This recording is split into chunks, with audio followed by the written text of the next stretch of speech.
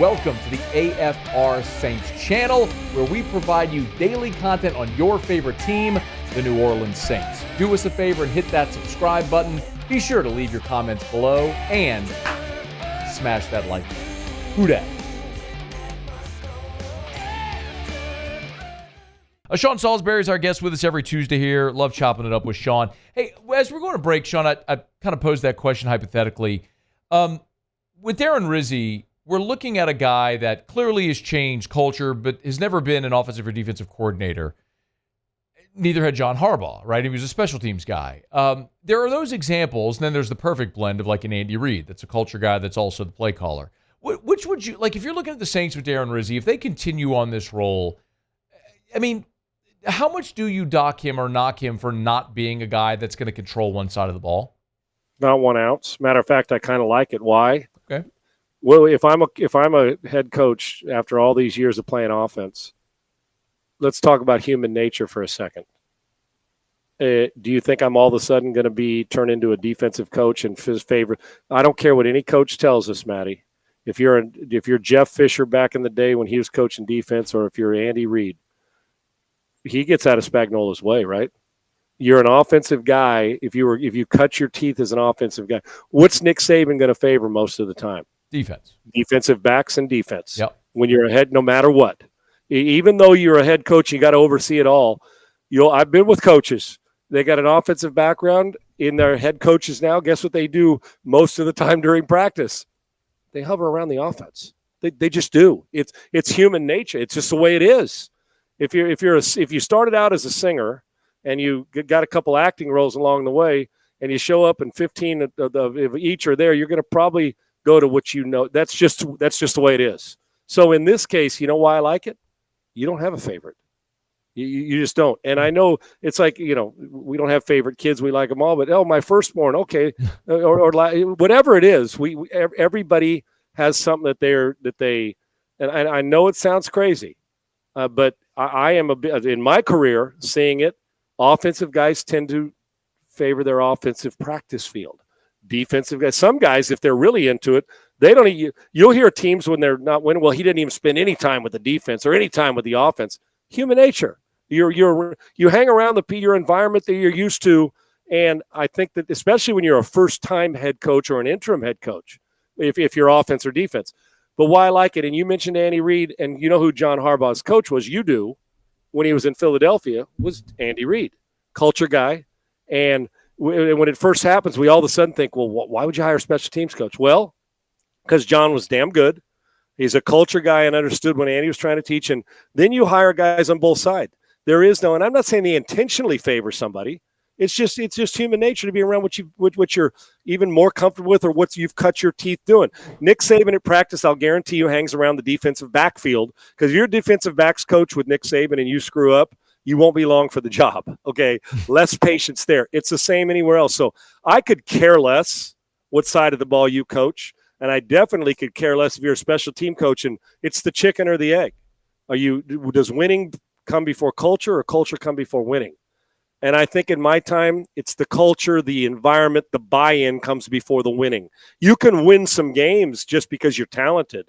I think to sustain winning, culture comes first, and we use that word a lot, whether it's culture, buy-in, everybody on the same page, respect, all those kind of bunched into one thing. So I have zero problem with it. If you get guys to do more than they can do or than they're used to doing, that's who I want as my head coach. I can find X's and O's guys. I always can. And if they don't work, I'll find the next one.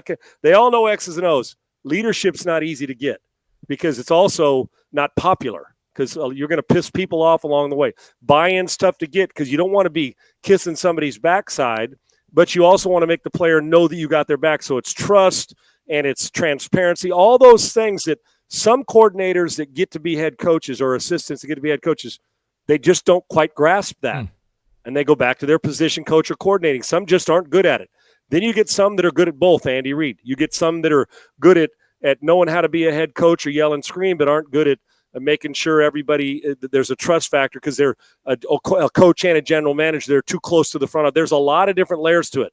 You give me a guy who gets people believing they can do more than they do, and hiring the right staff when it's now an interim coach doesn't get much chance to do that. But the players get to a point where they say, I'll do anything for him. And then the X's and O's come. But I'll take culture and leadership and buy-in over you coached. And I've seen way too many offensive and defensive coordinators that were great at coordinating. They become head coaches and couldn't run their own nose, let alone run a team.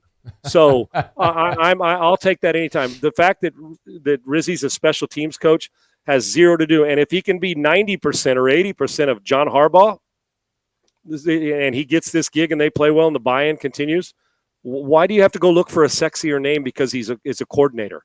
I think it's overrated being a coordinator to be a head coach. I do. I don't think it's necessary if you're a great leader. Great leaders come in all shapes and sizes, and they don't need to be able to call defensive plays or offensive plays. That's why I empower those guys I hire to do that. Yeah. Okay. They know the X's and O's. You go take care of your guys. I'll oversee that. Now, what do you think Rizzi's going to do during special teams? He's locked in, dog. Of course he is. He is locked in. And even if he turned it over to a special teams coordinator, you know damn well if they screw up and are out of their lane, who do you think's getting the wrath of it? The special teams coach. That's human nature. When they blocked the field goal against Atlanta, it looked like his head was going to explode. Nuts. Oh, there's no doubt. There is no doubt. So to me, leadership, buy-in, culture comes before winning, and also is the number. Those are the traits I need in a head coach. I got plenty of X's and O's guys. Now, to oversee it and say, I don't want to do that, we're playing great defense, run the football, fine. That's why you're the head coach. Those are the tough decisions and when to go for it, when we're punting, when do we go for it on fourth down. But give me leadership. And for the first two games, and this was about as balanced attack, big plays, Taysom Hill getting involved, catching it, running it, Kamara getting involved. I mean, every Carr was efficient with the football. And then their fourth quarter, they closed it out. So it was impressive. And at 2-0, I'm not ready to move on from him and automatically, and interim coaches usually do get fired. Yeah. But I got to see this through and find out what this team does down the stretch. And if his impact is really this powerful, if it is, I don't need a sexier name to be my head coach. Okay, that's a great segue. So there's 6 games left. They're going into their bye this week. They come out. Let's give me just a reaction thought to these. You come out your bye, you're at home against the Rams. Thoughts? Oh, winnable. There's no question. Now, what you have is a healthy Rams. You know what they're going to do. They're going to drop back and get those guys. You got to play in that game. You got to make sure that those two receivers, Puka and Kupp, don't take over the game. Yeah. Hit Matt Stafford. That's a winnable game. And you said they're in New Orleans, right? That's in New Orleans. Yeah. Definite winnable game. It's a Dow Jones. The West is winnable as well, but that's definitely winnable the way they've been playing the last 2 weeks. You go to the Giants, where you're going to face Tommy DeVito. If you don't win that game, then take 2 weeks off and quit football. They're awful. You're home against the Commanders. That'll be a tough one. That's tough. That's tough. You got to, as we well know, the quarterback's pretty damn good. And talk about culture change. Yeah. Look what Dan Quinn's done. Turn it over to those guys. I'll kind of oversee some defense and do all that, but let Cliff take care of that. And they got a good quarterback. That'll be a tough one. Today, I would favor Washington going into that game. Then you're at Green Bay, home against the Raiders, at the Bucs. That's how you finish. Green Bay will be tough. Yeah. At home, but you can win the Bucs game. They got some Dow Jones in them too. And what was the other game? So it's at Green Bay, home against Las Vegas, then at the Bucs. 4-2, easily capable. Is that 6 games? Is that what you said, or we had 5? If they go 4-2. 4-2. On top of the 2 they've already won, that means he would have gone 6-2 in his 8-game stretch as an interim. That's hard to deny, huh?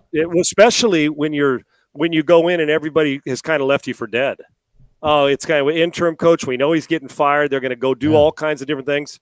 No, if that's the case, and players go to bat for him. And I'm not saying player empowerment gets the coach hired, but say, you know what he's done is change the way we think. And Mickey and the group say, you know what? Why do I need to go? I got him in-house. Because then you're going to fire a whole staff. You're going to move on from everybody, and you're going to have to redo the thing and hope that the next coordinator or retread is going to be he gets buy-in. And what it is if you don't get that, all of a sudden you're like, well, they got rid of the guy we wanted. So you go in with a negative, the negative thought. If he's able to go 4-2 or even 3-3 the last 6 games, I think you have to strongly consider it. And when you have it in-house and you don't have to change much in the verbiage and everything, there's a comfortability, not a complacency, but a comfortability. I think that it'll be one of those coaches that you you have to keep.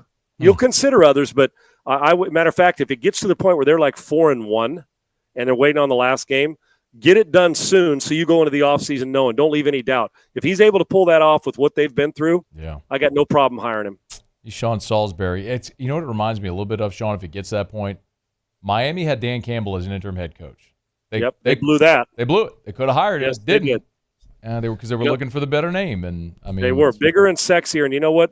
How many times is supposed to be bigger and more pub and everybody knows him has fizzled? Hire the guy who gets people to buy into what you're trying to teach, and watch it. Just watch it bloom, man.